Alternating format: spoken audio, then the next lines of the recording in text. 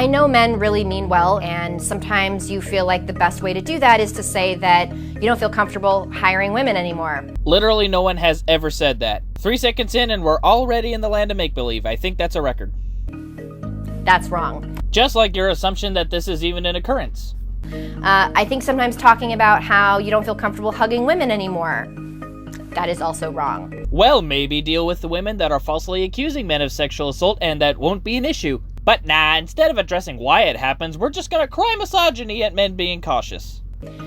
I also think when you're talking over women or telling them what you think is best for them, that is also wrong. First off, you can shut the hell up about men talking over women because y'all talk over men just as much, if not more, than men talk over women. Same thing goes for your second claim, as you women do that to men just as much. Just admit you don't want men to talk to you, and I guarantee we will be more than happy to oblige.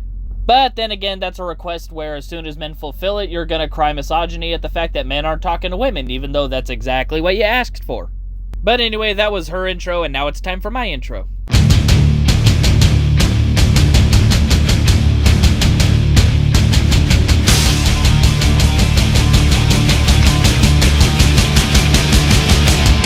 Hey everyone, and welcome back. Sorry I've been away for so long, life is doing what life does, but I'm back and I'm ready to deliver some more content. And to start off the return, Amber Tamblyn has a message for men that men are inevitably gonna ignore. So let's get into it.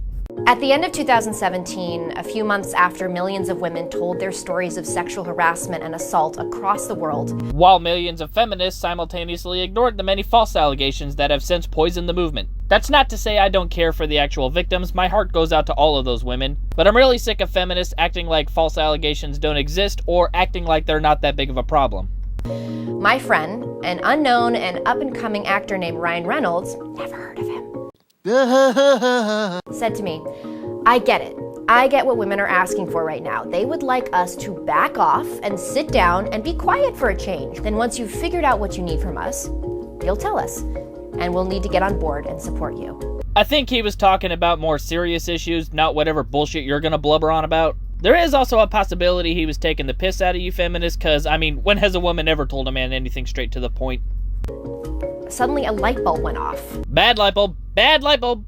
So what I have here is a Male Ally Manifesto. I think a more fitting title would have been either the He Bitch Manifesto or How to Be a Cuck 101. And a few things that I think men can do to support women and be an allyship with marginalized voices. All you want is men to shut up and do what you tell them to do about problems you manufactured out of thin air to pretend you're still victims of something. This is for every kind of man you might know, be it your boss, your friend, your partner, your husband, a political candidate. Any man I show this to is gonna laugh at how stupid you sound. I mean, that's probably because I'll show them my version where I take the piss out of you for being stupid, but still. 1. Listen more than you assert. In other words, sit down and shut up. Read the emotional room and see what women need, not what you think they need based on your opinions.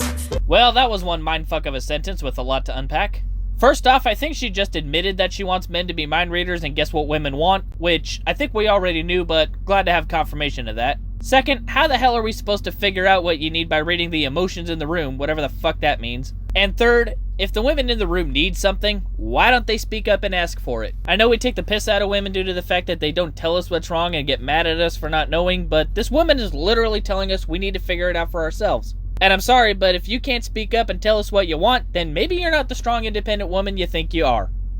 Support the efforts for equality and change being led by women, most especially women of color and in the LGBTQIA community. Gotta unpack several things here as well. First, y'all need to decide what equality is supposed to look like because none of you can answer that question when you're asked about it.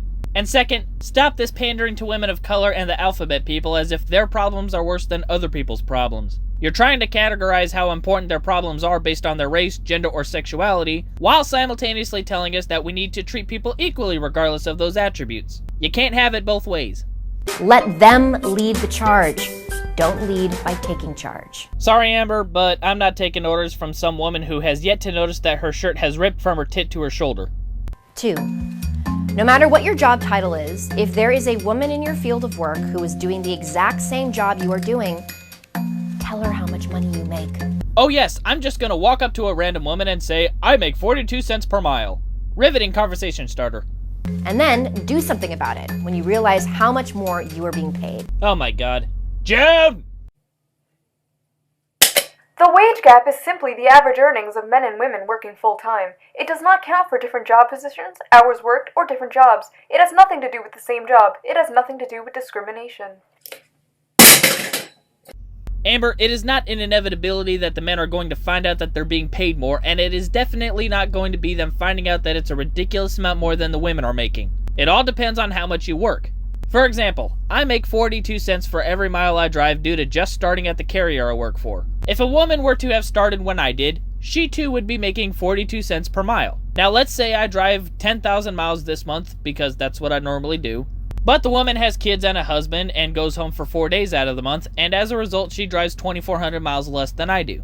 She will have made $3,192 that month, whereas I will have made $4,200 that month. That comparison doesn't mean there is a wage gap. She worked less than me and made less money as a result. Now, if we had ran the same amount of miles and it resulted in those respective payouts still, then we would have an issue, and the steps to take after that are for the woman to discuss it with her boss, and if needed, climb the chain of command until it's resolved. If it's not resolved by the company, then she can sue that company for discrimination. Now, one time I had a feminist complain when I said that, because that means she has to prove there was discrimination, and I want to address that before I end this rant. If you don't want to utilize the legal route we made to handle pay discrimination, then just shut the hell up, because I'm not going to put effort into caring about that issue if you can't be fucked to put effort into fixing it yourself. And if you're not going to work to fix it yourself, you deserve to be paid less. Full stop. Okay, rant over, moving on. The pay gap between genders and races in America is indicative of the overall equality gap in America. Literally neither of those things exist. The pay gaps you're talking about are related to median wages for each respective group of people, and those will literally never be equal. Something you would know if you had a 4th grader's grasp on economics. And one of the best ways men can help level it out is by being transparent about their income. That will literally do nothing, and this is why you feminist fuck-ups don't solve any problems. You either focus on things that aren't problems, focus on the wrong solutions to problems, or in this case, both. 3. If you see something, I see a Tyson trailer. say something. I see a Swift trailer. If a woman is being harassed, bullied, or silenced in your presence, have a zero tolerance policy. Believe me, if I see genuine harassment of a woman, I'ma square up to the person harassing that woman. But when it comes to your definition of harassment, which usually is just guys joking around or making compliments, I'm probably participating. And due to the type of women I normally associate with, they're likely taking the jokes like champs and think you feminists are as ridiculous as I think you are. That basically sums up my opinions on harassment, so I'm just gonna jump ahead slightly. 4. Put your money where your matriarchs are. Woman, I can't even put money where my bills are, so that's not happening. Support organizations and causes that help to build and strengthen the next generation of women, from politics to creative writing. Does that include OnlyFans subscriptions? Asking for a friend. 5. When it comes to men being accused of bad behavior, let's leave the ancient, messy laws of the American justice system. Fucking excuse me, bitch? Did you actually just say to ignore innocent until proven guilty? That isn't an ancient, messy law, you ignorant cunt. Those laws are there to protect innocent people from being locked up for crimes they didn't commit. It's also the reason you have men that are scared to hug or date women in the age of #MeToo. You can't complain about men being worried about false accusations and then go on to become the reason we're fucking scared. I don't even have words for how angry this made me, and okay, yeah, I guess I can't believe that Now This sunk so low is to promote this bitch, because that's what Now This does. And instead, listen to the rational and reasonable intelligence of women like Roxane Gay. On whether or not she believes Woody Allen did or did not molest his daughter, Dylan Farrow, she once wrote, "I know where I stand and why. I know I would rather stand where I stand and eventually be proven wrong than support Woody Allen and eventually be proven wrong." Shut up, you fucking idiot. Yeah, fuck you, fuck Roxane Gay, and fuck any ignorant jackass that thinks like either of them. I have friends that have been falsely accused of sexual harassment, rape, and abuse, and it really fucks up their lives when they didn't even do anything in the first place. I hope you never have to see that happen to yourself or someone you love, but I want you to think about what it would be like if that did happen to someone you love. Imagine if your son was the teenager that was accused of sexual assault by 5 skanks just because they didn't like him, or the 12-year-old who was accused of sexual harassment by several girls because he didn't bow down to their woke narrative. In other words, my friends, err on the side of women, not on the side of your brethren. No, I will believe evidence, only evidence, and nothing but evidence. I will always support innocent until proven guilty, and if you have to turn your back on that to be an ally to women, then fuck you and fuck your allies, you disgusting waste of human flesh. It's women like you that pave the way for women to ruin the lives of men by simply accusing them of sexual assault. And don't feed me this bullshit lie that women don't lie about rape, because I believe Johnny Depp, Ryan Upchurch, Brett Kavanaugh, and thousands of other men who have had their lives hurt, interrupted, or even ruined would beg to differ. I was just taking the piss out of her when I started scripting this, but this literally put me in a bad mood and I'm not fucking happy about it. But thankfully there's nothing more than an awful joke left before she ends the video, so I'm just gonna stop here.